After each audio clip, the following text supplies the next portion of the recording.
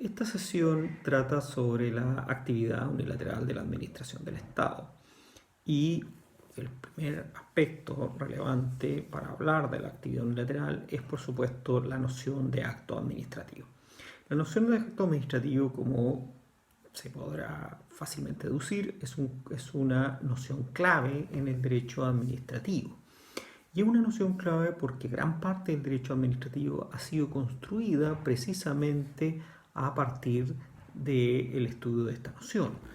De hecho, se puede decir, con parte importante de la doctrina, que el concepto de acto administrativo ha sido clave en la consolidación y en el desarrollo del derecho administrativo porque este derecho nació fundamentalmente vinculado al ejercicio del control o revisión judicial y por lo tanto definir qué era un acto administrativo era relevante para determinar la competencia de los tribunales o de los tribunales administrativos en concreto, en el caso francés, para ejercer ese control judicial.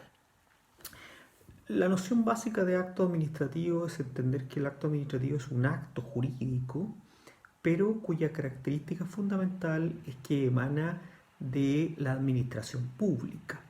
Es decir, es un acto jurídico bien peculiar, porque es un acto jurídico que emana de un órgano que forma parte del Estado, que es un órgano que es parte del poder público, y que constituye una expresión de ese poder público a través del ejercicio de la potestad.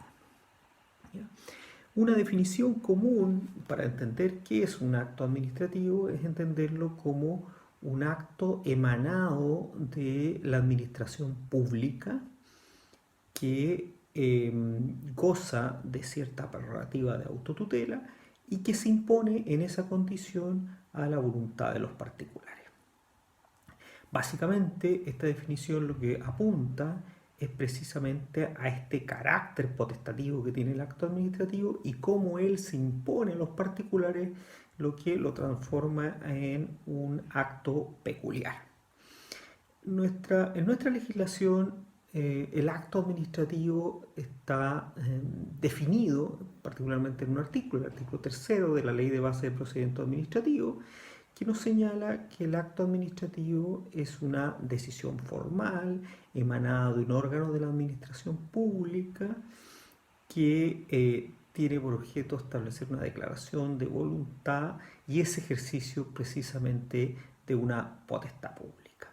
Esos cuatro elementos que plantea la definición del artículo 3 de la Ley de Base del Procedimiento Administrativo de alguna manera delimitan claramente qué debemos entender por acto administrativo en nuestro derecho. Es decir, nos delimita si los actos administrativos son o no actos jurídicos y en segundo lugar, cómo esos actos jurídicos responden a ciertas características determinadas. Esto inmediatamente plantea un interrogante y que la ha discutido la doctrina nacional sobre si son o no actos administrativos los reglamentos o los contratos administrativos.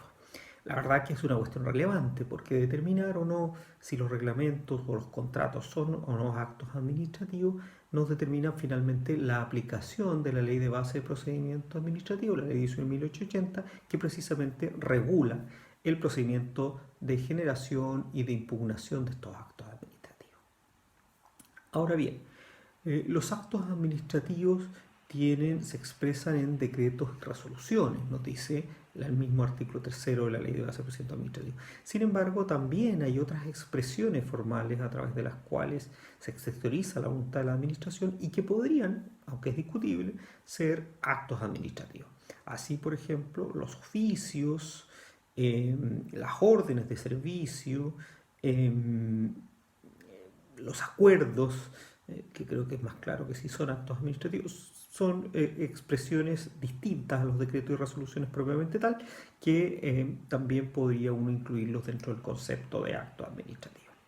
Ahora, respecto al contenido, finalmente respecto al contenido del acto administrativo, la verdad es que los actos administrativos tienen contenido muy diverso.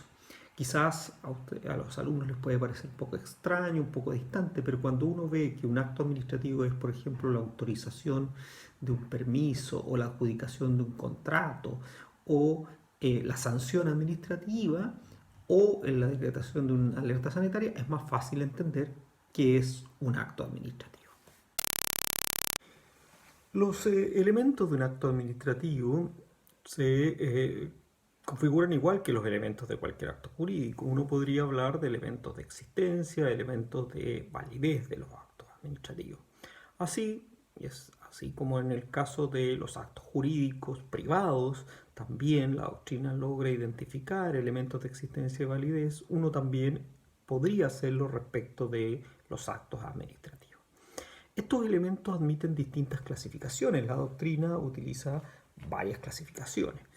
Por ejemplo, alguna doctrina siguiendo la clasificación clásica francesa distingue entre elementos de la legalidad interna y elementos de la legalidad externa.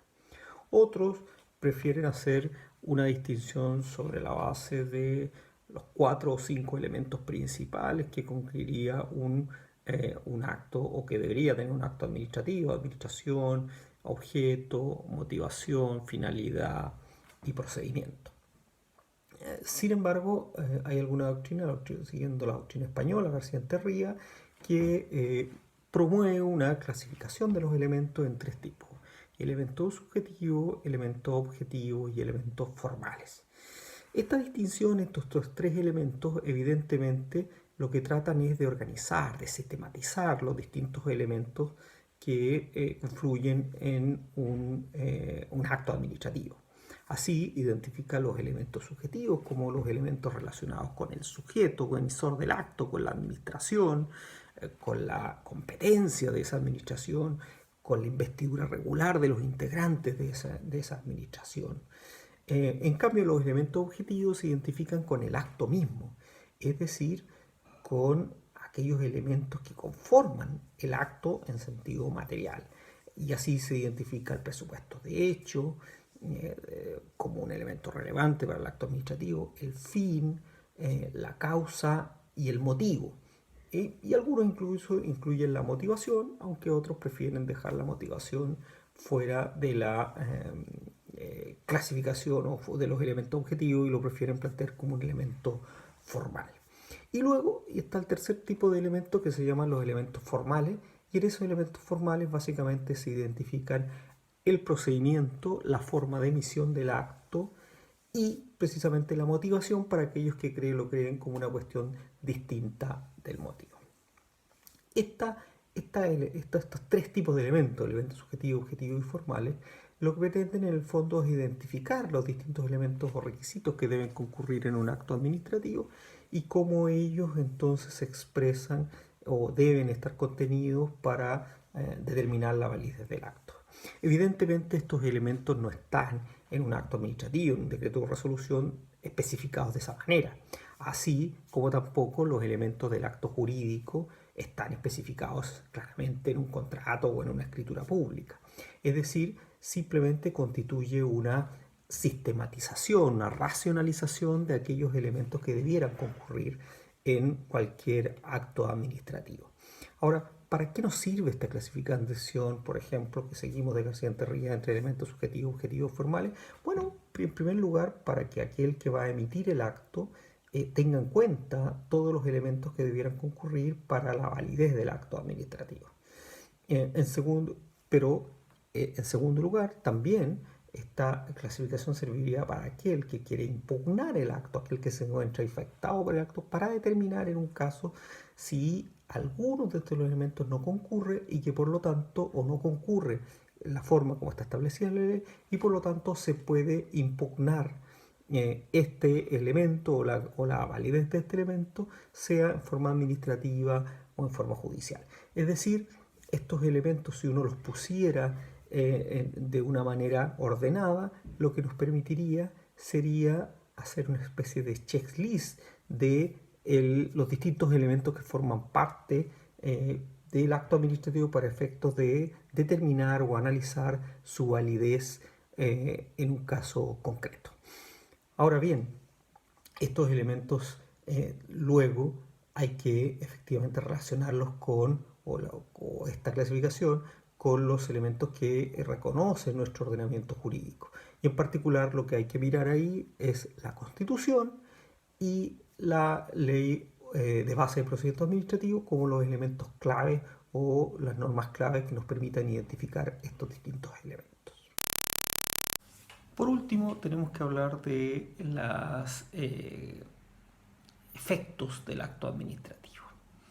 El acto administrativo, como ya venimos planteando, es un acto jurídico singular y la singularidad radica fundamentalmente que, como es un acto que es el ejercicio de una potestad pública y que emana de un poder público precisamente, bueno, una característica fundamental es que es una expresión unilateral que se impone a los particulares. Es decir, el acto administrativo lo dicta la administración y los particulares están obligados a acatar ese acto, en principio, sin perjuicio de la posibilidad de impugnación que tienen estos particulares, posibilidad de impugnar este acto, ya sea administrativa o judicialmente. En todo caso, la impugnación del acto es una carga procedimental que tiene, o procesal que tienen los particulares que quieran resistir el cumplimiento de este acto administrativo que en principio se le impone directamente. Ahora bien, esa característica de imposición y de carga de impugnación de alguna manera derivaría de los efectos que establece el propio ordenamiento jurídico para los actos administrativos. En particular, en el caso chileno, los artículos 3 y 51, tercero y 51 de la Ley de Base de Procedimiento Administrativo, Ley 19.880, establece de alguna manera los efectos principales del acto administrativo. En este sentido, estos artículos van a hablar que el acto administrativo se presume válido, goza de presunción de legalidad, de imperio, de exigibilidad a sus destinatarios y además de ejecutoriedad, como dirá el artículo 51 de la Ley de Base de Procedimiento de Ejecutoriedad y Ejecutividad. Ahora, esto es bien relevante porque estas características que apunta precisamente la ley, lo que nos va a plantear son precisamente la extensión que tiene el acto administrativo y los efectos concretos que éste genera.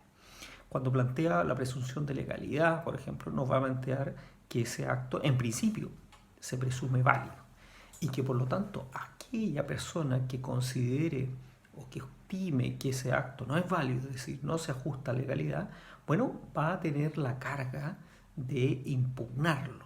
Y si no lo impugna, entonces se entiende que se conforma con esa presunción de legalidad. En el caso del imperio y de exigibilidad, bueno, esa es una consecuencia propia de la imposición que genera este acto respecto de los particulares y de la no necesidad de su voluntad, de su consentimiento para su aplicación. El tema de la ejecutoriedad y ejecutividad también es un efecto propio de los actos administrativos y plantea algunas cuestiones muy relevantes desde el punto de vista de su nacimiento total a la vida del derecho y respecto de su eficacia respecto de los particulares. Es interesante esto de la ejecutoriedad y ejecutividad porque en el fondo plantea dos conceptos muy parecidos pero que tienen un efecto jurídico distinto y que la jurisprudencia se ha encargado de ir precisándolo en algunos casos de una manera muy relevante porque distingue precisamente entre la existencia del acto y su nacimiento a la vida del derecho y por otro lado su eficacia inmediata para su cumplimiento. Una última cuestión que es relevante respecto a los actos administrativos es la posibilidad de ejecución de esos actos en forma forzosa, es decir, la posibilidad de imponerse a los particulares, incluso utilizando medios coactivos, sin necesidad de intervención de los tribunales de justicia. La verdad es que esta es una cuestión bien controvertida en el derecho chileno y que en principio pareciera que la ejecución forzosa no es una característica de todos los actos administrativos, sino de algunos de ellos en los cuales el ordenamiento jurídico ha previsto precisamente la posibilidad de que la administración ejecute forzosamente ciertos actos. o que pueda ejecutarlo forzosamente, como la clausura de un establecimiento o la paralización de una faena, por ejemplo. Pero pareciera que no en todos los casos esta ejecución forzosa estaría permitida en nuestro ordenamiento.